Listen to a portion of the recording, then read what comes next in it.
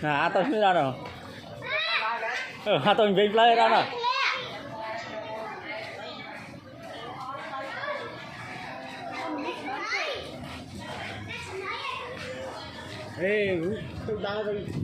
Cầm tay nâng, lẹ.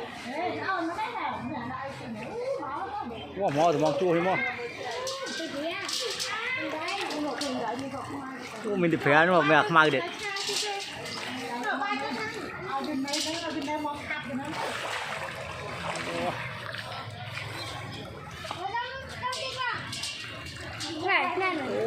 Có nó không hòa sổ.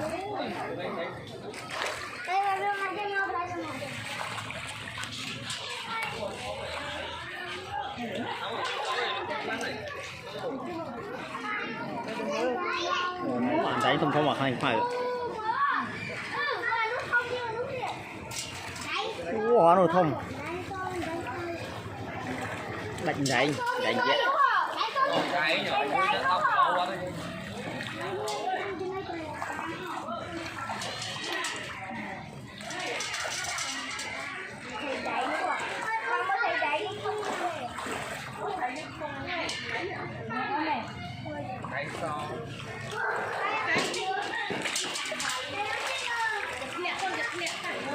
Lẹn đánh lên. Đánh thèm.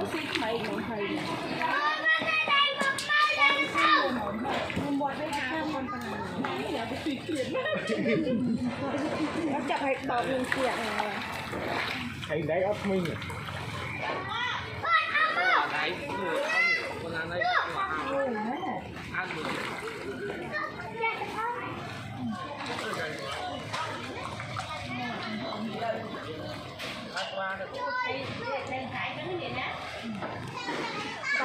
Nó là đánh cú chứ. Cái nhà muốn cái ao có văn năng màu ở miền Nam rồi.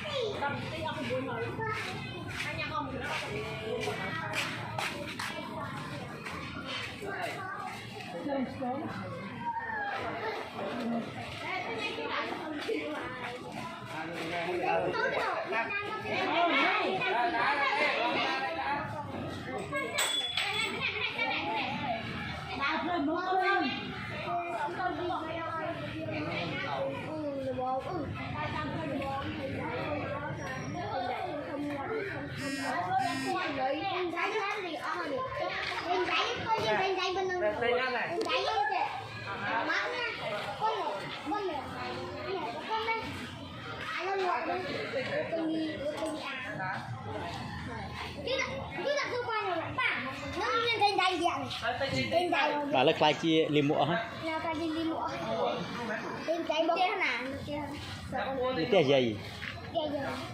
Cái dây dương, cái gì huyền? Cái lưỡi mau quật tóc. Này